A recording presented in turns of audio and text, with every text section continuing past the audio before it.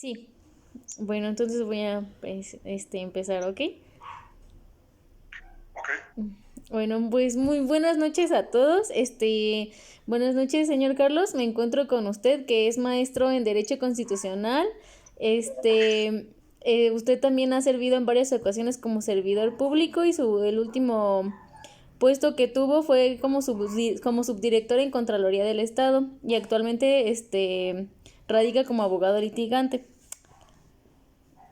a sus órdenes, mucho gusto. Carlos Barriga para los órdenes. Bueno, entonces comenzaremos con haciéndole unas preguntas para saber qué es lo que opina usted acerca de ciertos temas. La Sí, primera es se ha demostrado que la violencia intrafamiliar creció considerablemente en esta pandemia. Esto a qué cree que se debió? bueno, en mi humilde opinión, me parece que la violencia intrafamiliar creció en esta pandemia debido al hacinamiento familiar. Es decir, el impedimento de salir a hacer vida social, académica, laboral, etcétera, recreativa o deportiva incluso, pues hizo que efectivamente las familias estuvieran más tiempo dentro de las casas, dentro de los hogares, y esto provocó pues algunas interacciones que no están acostumbrados a hacerlo de manera permanente y sistemática durante semanas, e incluso fueron creo que 4 meses o 3 meses y medio, mi fracción. Y pues esto llevó a que hubiera roces, o se incrementaran los roces de interrelación familiar, y pues las diferencias aumentan, el nerviosismo, el estrés que genera el ser humano estar hacinado, encerrado, implica que los niveles de estrés pues se incrementen en la conducta físicamente en la persona, y la conducta refleja a la vez pues formas distintas de interrelacionar. Eh,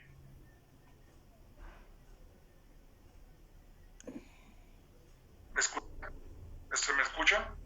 Sí, más o menos. ¿Me escucha? Sí, ¿Me escucha? como que se corta poquito, Sí. pero Ok, entonces esto no es que sea necesariamente que tenga que ser así. Desafortunadamente, bueno, en mi opinión, esto aumentó el nivel de violencia. O sea, no quiere decir que esté justificando la violencia por esta naturaleza de la pandemia. Lo único que estoy es roces de interacción mayor en la vida familiar, y por lo tanto, bueno, pues aumentó los niveles de estrés y genera a la vez controversias y disputas familiares.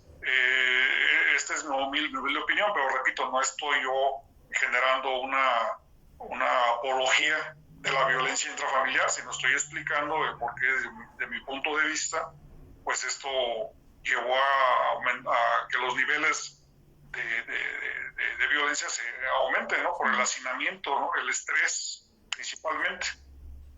Así, este sería todo en este renglón. muchísimas gracias. ¿Cree que los medios de Sí, comunicación influyen en el comportamiento de las personas, para con su familia o con su círculo social? no le escuché la pregunta, me vuelve a repetir, Ah, por sí, favor. sí, no pasa nada. Que si cree que los medios de comunicación, o sea, todo lo que ellos, comparten a la sociedad en general, sí, a la sociedad en general influyen en el comportamiento de las personas, para con su familia o con su círculo social. Pues me parece que sí, sí, sí influyen, no de manera total o absoluta, pero sí hay me parece una inclinación respecto a los contenidos programáticos de la televisión en México, en cuanto a las cadenas nacionales de televisión o los medios de comunicación, en este caso que son los de mayor difusión de televisión principalmente, con cargas violentas, de contenidos violentos, películas, series, de apología del delito, apología del crimen, apología de la violencia. No necesariamente el ser humano tiene que tomar eso como modelo. Desde luego que debería ser de manera recreativa, pero no todos los individuos tienen la capacidad para discernir las imágenes, los contenidos de violencia. Entonces, también son pautas de conducta que definen de alguna manera definen cierta personalidad. No estoy diciendo que tampoco que sea decisivo que los contenidos televisivos o de medios de comunicación sean lo que incline la conducta al 100% del individuo, pero sí influyen en algún porcentaje, me parece, respecto a algunos contenidos muy violentos que hay en la televisión, en las películas, las series, etcétera. Y bueno, repito, es un porcentaje, no sé qué porcentaje, no podría yo no soy especialista o sociólogo como para darte un porcentaje más exacto, pero sí me parece que cuando menos un 15-20% de la conducta sí está definida por los contenidos que nos llegan a las televisoras principalmente, de los hogares en México, con contenidos violentos. Y el 80%, bueno, está definido por otras situaciones de historia de la niñez, por ejemplo, del individuo, ¿no? Que tiene que ver por núcleos familiares integrados o que no recibieron violencia y que generalmente son conductas plausibles o comportamientos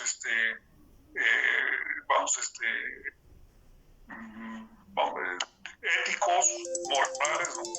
Pero no necesariamente así. Hay ocasiones en que los núcleos familiares recibieron mucha violencia o fueron violentados de niños por alguna razón, los individuos, y esto define pautas de conducta en la adultez, que generalmente lo vemos reflejado con conductas violentas en todos los órdenes, hombres y mujeres. Sí. Eso sería todo en este camino. Bueno, muchísimas gracias.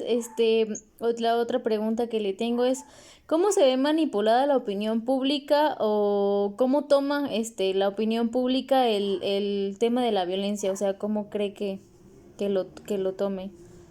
O sea, bueno, en México particularmente me parece que el tema de la violencia intrafamiliar lo toma con seriedad porque es un fenómeno que está ahorita en boga en los temas de discusión actuales, vamos a decirlo así, contemporáneos, actuales, pero no me parece tampoco que se le esté dando la importancia que radica el fenómeno.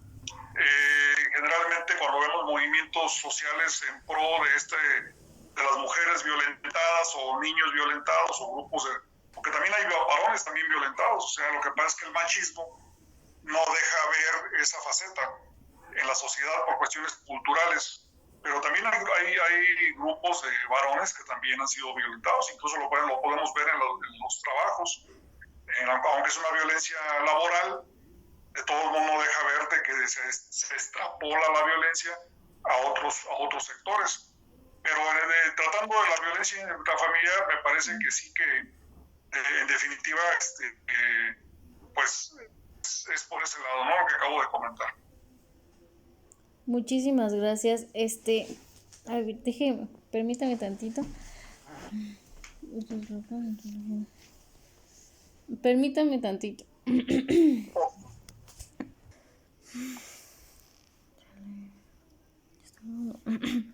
Bueno, la otra pregunta que le tengo es, ¿qué suele suceder cuando hay pronunciamientos sobre la violencia contra la mujer? ¿En cuanto a la opinión pública se refiere? Ajá, sí, en cuanto a la opinión pública. Bueno, la sociedad generalmente, como comenté en la pregunta anterior, se comporta solidariamente con los grupos digamos, vulnerables, como en este caso contra la mujer, que también hay contra los niños, y es muy frecuente y es más elevado, incluso también creo las estadísticas, me parece. Habría que revisar las estadísticas, los números en la República Mexicana y por estado o entidad federativa, cómo cómo se manejan estos niveles respecto a la mujer y respecto a los niños. Pero en el caso de las mujeres, me parece que la sociedad sí, efectivamente está tomando conciencia, y como repetí hace un momento en la pregunta anterior, pues es un tema contemporáneo, actual, vigente, y que la sociedad está cada vez más involucrada con estos aspectos. Pero sin embargo, me parece que todavía la sociedad mexicana no ha alcanzado todavía la madurez psicológica y de solidaridad y de fraternidad con estos grupos violentados y con estos grupos, en el caso de la mujer violentada o la violencia intrafamiliar, me parece que todavía no ha alcanzado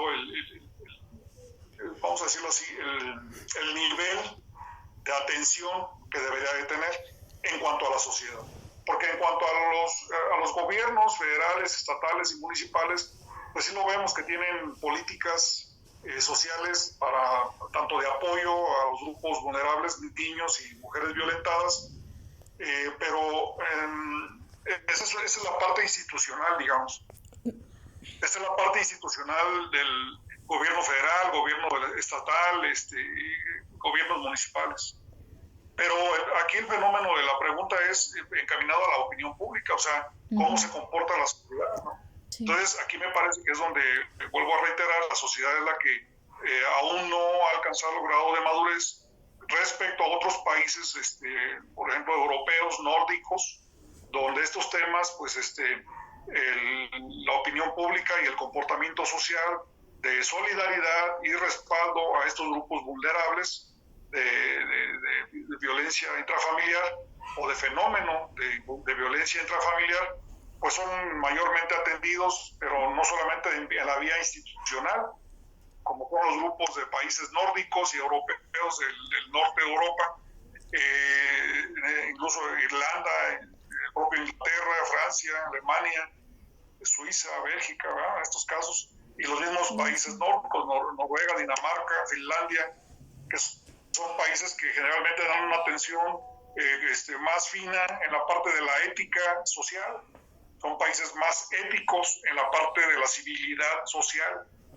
lo que aquí no hemos alcanzado. México está aún en pañales, está aún en tránsito, pero creo que vamos en la ruta correcta. El nuevo gobierno federal, por ejemplo, en turno, pues está impulsando una política de moralización ética hacia la sociedad, no solamente en contra de la corrupción, sino también en contra de las violencias, en este caso de grupos vulnerables, como el caso particular de la pregunta que me acaba de hacer, que es la violencia intrafamiliar.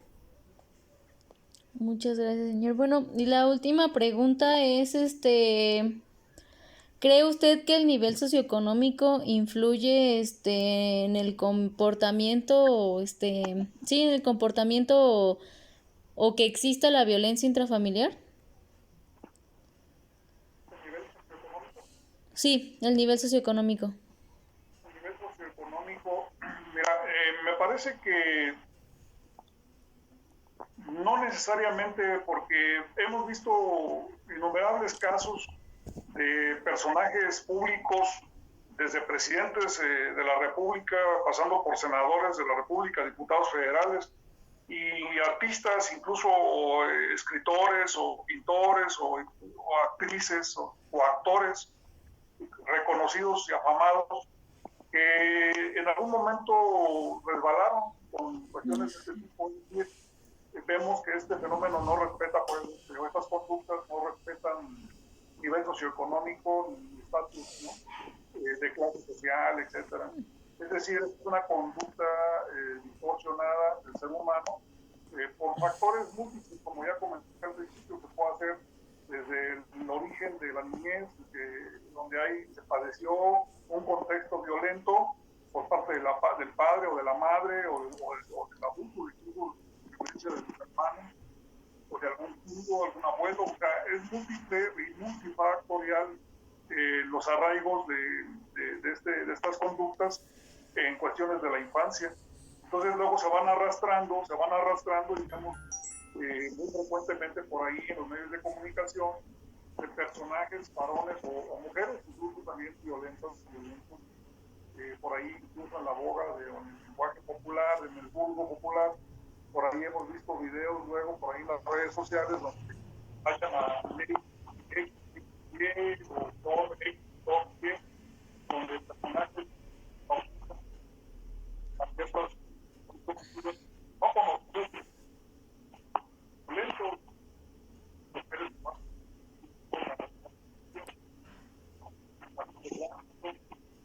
hombres violentos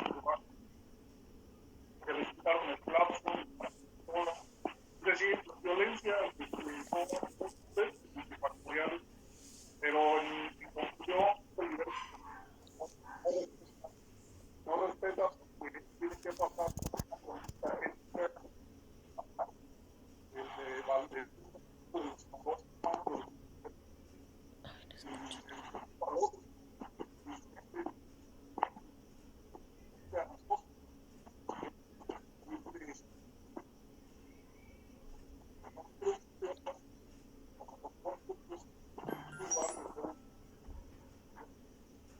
manera particular para que en algún momento se vuelva interés. Pero no puedes arreglar el colectivo y no así cada quien de su trabajo, además de va a traer los niveles, va a traer agresividad y puede pasar a adversamente a sacar las medidas, programas federales,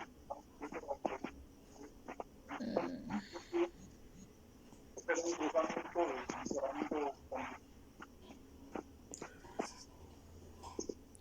Bueno, pues muchísimas gracias por haberme regalado de su tiempo y por haberme dado pues su punto de vista. Le agradezco muchísimo, muchísimo esta entrevista.